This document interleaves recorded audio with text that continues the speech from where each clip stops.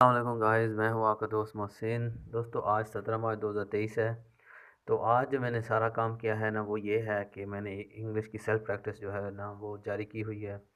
तो day by day मैं उसको इम्प्रूव करता जा रहा हूँ। बाकी काम भी साथ साथ चल रहा है, लेकिन यहाँ पे आज मैं आपको बताता हूँ कि आउटलाइन कैसे बनाते हैं। आउटलाइन किसी भी चीज़ की बनाना एक बहुत मुश्किल काम होता है, ख़ासकर जब आप इंग्लिश ग्रामर की बना रहे हो, इंग्लिश ग्रामर को यूज़ करते हुए बना रहे हो, तो फिर इंग्लिश ऐसे के लिए एक बहुत ही मुश्किल काम होता है। तो मैंने इस पे बहुत ज़्यादा सर्च किया, बहुत ज़्यादा काम किया, और उसके बाद अभी भी मेरा काम प्रोसेस में है, ठीक है ना। इंशाल्लाह जिस दिन पीएमएस होगा ना, तो जब मैं फ़ाइनल आउटलाइन बनाऊंगा तो मैं आपको बताऊंगा।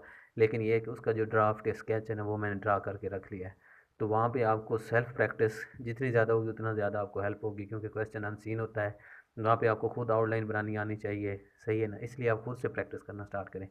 तो ये देखें, 1 मार्च 2023 से मैंने स्टार्ट किया था, तो इस तरह ये जो है ना मेरी प्रैक्टिस जारी है, सही है ना। अभी आज हो गया 18 मार्च, 17 मार्च होगी, 18 मार्च हो चुकी।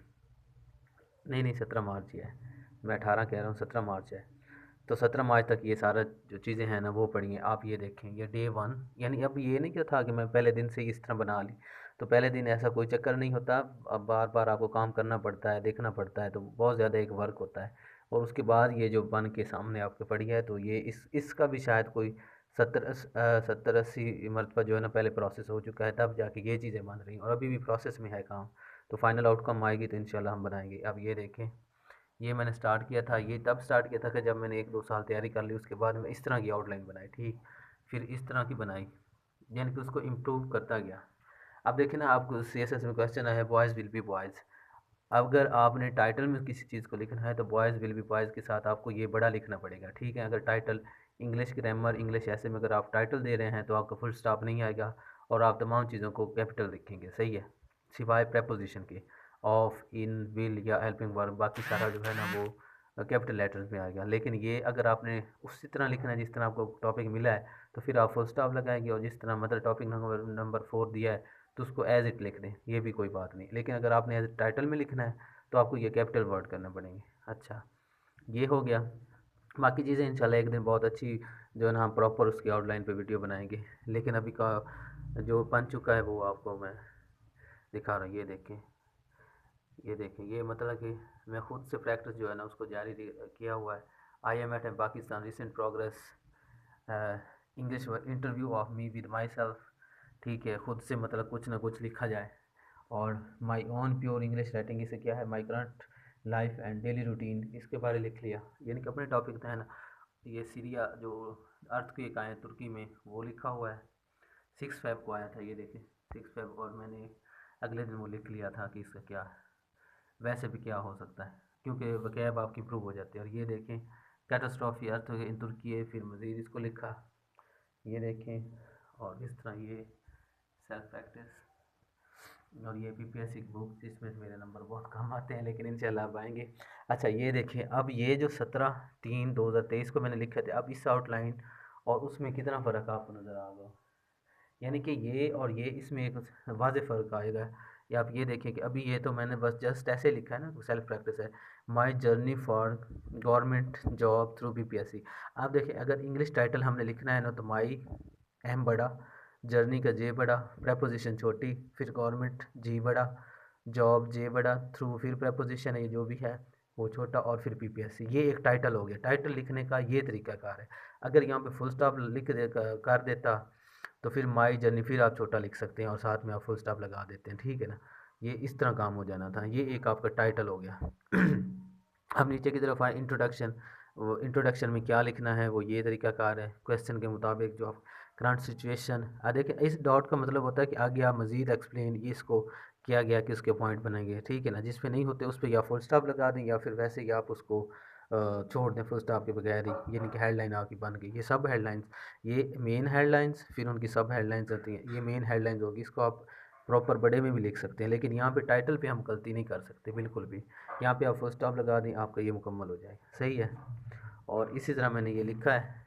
और कंक्लूजन में मैंने 2 पॉइंट्स लिखे हैं। 1 2, क्या कंक्लूजन है, more hard work is needed, be positive because failures are only feedbacks. तो ये सारा मैंने इस तरह लिखा है, ठीक है ना। ये देखें, अब ये पेज 2 पे भी मैं चला गया था, तो जहाँ पे मुझे लगा कि किस चीज़ के स्पेलिंग चेक करने हैं, विली नीली के चेक चेक करने हैं, वो अपकमिंग को इकट्ठा लिखा जाए, अलग-अलग ये वाला, और फिर इसी तरह ये एट द एंड। तो अब मसला ये होता है कि हमें जो आउटलाइन बनाना सिखाई जाती है ना, वो सिर्फ वाइट बोर्ड पे सिखा देते हैं या फिर ट्यूटर वैसे बता देते हैं। तो वाइट बोर्ड वहाँ पे तो हमने पेज पे लिखनी होती है, तो किस तरह ड्रा करें, यकीन माने मैं ये क्वेश्चन नंबर किस तरह लिखूँ, टॉपिक नंबर 4, फिर ये किस तरह लिखूँ, ये किस तरह लिखूँ, ये किस तरह लिखूँ, ये सारी चीज़ें सीख सीख कर मतलब यहाँ तक मैं पहुँचा हूँ।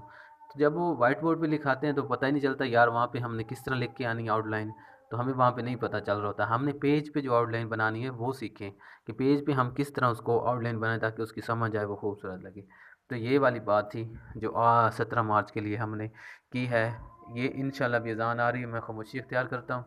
और बस ये बात इतनी कि ये काम मैंने किया है और इंशाल्लाह भी प्रैक्टिस जारी है, तो अल्लाह ताला खैर करेगा।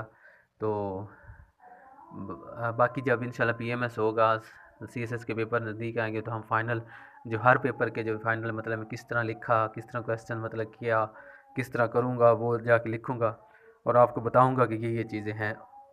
तकरीबन इसी बेस की आउटलाइन हम बनाएंगे और कंप्लीट जो है ना वो आउटलाइन बना के जाएंगे, तो फिर इस तरह आपको सारी समझ आ जाएगी। ये देखिए फर्स्ट टाइम ऐसा हो रहा है कि एक बंदा जो स्ट्रगल में है और वो आपको बता रहा है कि वो क्या खाता पीता है, किस तरह बैठता उठता है, जो करता है, क्या करता है, नहीं करता, सारी चीज़ें आपको बता रहा हूँ। हालांकि ये एक बड़ी विश होती है कि यार कोई बंदा हमें मिले जो बताए कौन सी बुक्स लेनी है, किस तरह पढ़ना है, तो ये आपको सारा फ्री ऑफ कॉस्ट मिल रहा है।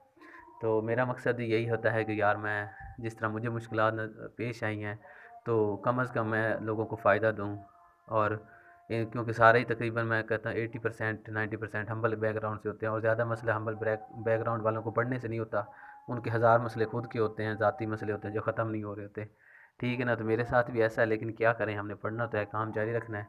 और ये पीपीएससी पे इंशाल्लाह जब हमारा अगला पेपर आएगा तो मैं 100% तैयारी के साथ जाऊँगा और मैं अपना बेस्ट परफॉर्मेंस दूंगा। मुझे पूरा यकीन है कि अब जो पेपर होगा ना, तो मैं 100% तैयारी मेरी होगी, नाम आएगा, आए चाहे ना आए मुझे उसका कोई पता नहीं, बस मेरी 100% तैयारी, जो काम मैं उस पर पढ़ सकता था कर लिया, अब मैं पीएमएस पे तवज्जो दूंगा। ठीक है दोस्तों, आज के लिए इतना ही, मिलते हैं फिर अगली वीडियो में। अल्लाह हाफिज़।